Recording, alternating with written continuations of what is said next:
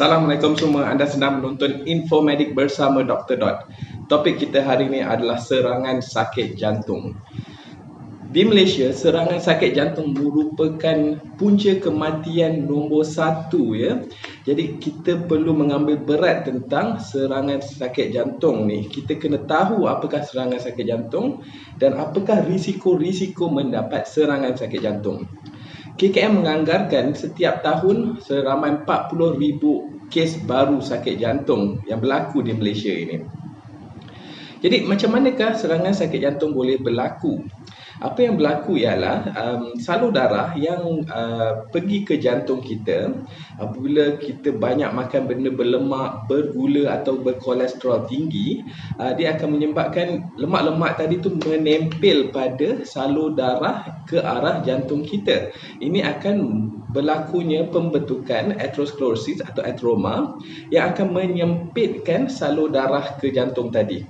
Okey, apabila salur darah itu sempit, aliran darah dalam salur darah itu akan mula bergelora, dan apabila bergelora dia akan menghasilkan darah-darah beku. Darah-darah beku ni apabila dia cukup besar, dia boleh tersumbat pada salur darah yang memang dah sempit tadi, dan apabila tersumbat salur darah tak ada mengalir pada otot jantung, dan otot jantung tu akan rosak dan mati. Di sinilah yang berlakunya serangan sakit jantung. Jadi apakah simptom-simptom jika anda mempunyai serangan sakit jantung? Okey, yang biasanya seseorang itu akan komplain dia akan merasa sakit yang teramat sangat di sebelah kiri dada, seperti ditekan dengan benda yang sangat berat atau digenggam dengan begitu kuat. Dan sakit ini dia akan pergi ke leher dan ke tangan. Pesakit tersebut juga akan komplain yang dia merasa sesak nafas, dia akan rasa sangat cemas, dia akan berpeluh-peluh dan rasa nak pitam ataupun rasa seakan-akan nak mati. Okey, ini adalah simptom yang biasa seseorang itu yang kena serangan sakit jantung. Okey, jika anda kenali sesiapa atau anda sendiri yang kena dengan simptom ini, telefon ambulans secepat mungkin dan terus pergi ke hospital, kerana setiap jam adalah penting untuk memastikan menyelamatkan jantung anda daripada rosak dengan lebih teruk. Selain daripada itu, terdapat juga yang mempunyai simptom yang tak berapa clear. Sebagai contoh, ada orang kadang-kadang dia ada sakit jantung tapi dia punya simptom hanyalah macam rasa tidak selesa sikit pada dada dan mungkin rasa senak pada ulu hati. Mungkin dia rasa pening-pening sikit. Bagi mereka yang mempunyai simptom macam ni, jika anda tak pasti sama ada anda mempunyai serangan sakit jantung atau tak, anda dinasihatkan pergi klinik berdekatan secepat mungkin untuk melakukan ECG. Okey, di klinik doktor akan melakukan ECG, iaitu dia akan letakkan wire-wire di dada anda ini untuk memeriksa sama ada litaran pada jantung anda adalah normal atau tak. Dari situ dia boleh detect sama anda kemungkinan ada serangan sakit jantung atau tak.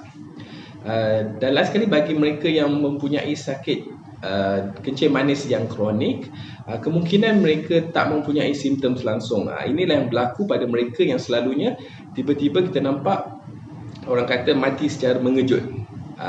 Okey, ini berlaku pada mereka yang mempunyai chronic diabetes. Dia boleh tiba-tiba sakit jantung tapi mereka tidak merasai dan mereka akan tiba-tiba mati mengejut. Jadi dinasihatkan bagi mereka yang mempunyai penyakit kronik macam diabetes untuk sentiasa memeriksa, sentiasa pergi follow up di hospital untuk memastikan yang jantung anda sihat. Jadi apakah risiko-risiko yang boleh menyebabkan anda lagi senang kena sakit jantung? Yang pertama, jika anda merokok. Okey, merokok meningkatkan risiko anda untuk mendapat sakit jantung hingga 5 kali ganda. Okey, kalau anda nak periksa, nak tengok perbezaan orang yang merokok dengan tak merokok, anda boleh Google Framingham Risk Score. Di sini dia akan kira berapakah peratus chance anda untuk mendapat sakit jantung. Dia akan tanya tentang tekanan darah anda, umur, jantina, jumlah kolesterol dan kolesterol HDL anda. Lepas tu anda boleh tekan situ sama ada perokok atau tak. Jika anda cuba bandingkan peratus orang yang risiko untuk mendapat sakit jantung bagi perokok dan tak perokok, anda akan mendapati dia punya perbezaan lebih kurang 5 kali ganda. Okey. Risiko kedua adalah jika anda mempunyai berat badan yang berlebihan ataupun obesiti. Definisi berat badan berlebihan atau obesiti adalah jika BMI anda melebihi 25 ataupun bagi lelaki lilitan perut melebihi 40 dan bagi wanita lilitan perut melebihi 35. Jadi anda boleh ceklah jika anda tergolong dalam mereka yang mempunyai berat badan yang berlebihan ataupun obesiti. Jadi anda kena cuba mengurangkan berat badan. Risiko ketiga adalah jika anda mempunyai penyakit kronik seperti darah tinggi, kencing manis ataupun anda mempunyai kolesterol yang tinggi. Bagi mereka yang mempunyai penyakit-penyakit ni, dinasihatkan sentiasa periksa darah anda paling kurang setiap tahun lah, untuk memastikan yang kolesterol anda, gula anda dan sentiasa cek tekanan darah anda sama ada dia dalam keadaan yang normal atau terkawal, dan jangan berhenti makan ubat jika diberi oleh doktor. Ubat-ubat tekanan darah ke kencing manis ke untuk kolesterol, teruskan saja. Ini bagi mengurangkan risiko anda untuk mendapatkan sakit jantung. Risiko yang seterusnya adalah jika anda mempunyai sejarah keluarga sakit jantung yang tinggi. Jadi anda juga dinasihatkan untuk sentiasa periksa keadaan jantung anda. Dan risiko yang terakhir biasanya lifestyle atau kehidupan anda. Jika anda makan banyak benda berlemak, banyak benda bergula yang manis, anda kurang senaman, ini akan menyebabkan risiko anda untuk mendapat sakit jantung itu lebih tinggi. Jadi apa yang kita boleh buat untuk mengelakkan diri kita atau mengurangkan lagi risiko kita untuk mendapat serangan sakit jantung? Yang pertama, cuba berhenti merokok. Benda ni kadang-kadang dia tak mudah, dia akan ambil masa sedikit lah dan memerlukan sedikit usaha. Anda boleh pergi ke klinik-klinik atau hospital-hospital yang mempunyai klinik atau klinik untuk berhenti merokok. Di situ doktor akan bantu anda untuk berhenti merokok dengan kaunseling, dengan memberi anda nikotin patch atau nikotin chewing gum atau memberikan anda ubat untuk menghilangkan rasa gian untuk merokok itu. Yang kedua, anda dinasihatkan untuk sentiasa bersenam. Kalau boleh setiap hari setengah jam satu hari untuk 5 kali seminggu. Dalam seminggu tu setiap hari setengah jam 5 kali dalam seminggu. Dan anda juga dinasihatkan untuk mengelakkan daripada terkena serangan sakit jantung untuk jaga makan. Jaga makanan yang berlemak, yang berkolesterol tinggi.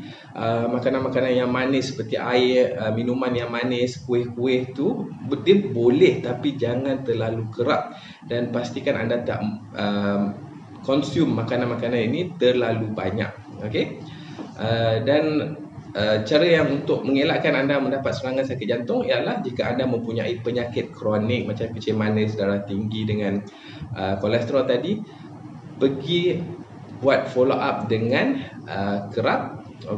Sentiasa berjumpa, jangan skip follow up anda and jangan skip makan ubat. Kalau anda tengok ubat anda nak habis ke apa, cepat-cepat pergi ke klinik ke atau ke hospital untuk tambah balik ubat. Jangan anda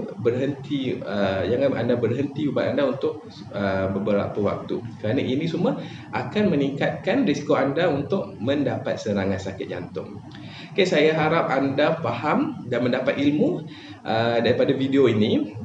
Terima kasih kerana menonton. Saya mengucapkan semua orang adalah dalam keadaan sihat sejahtera.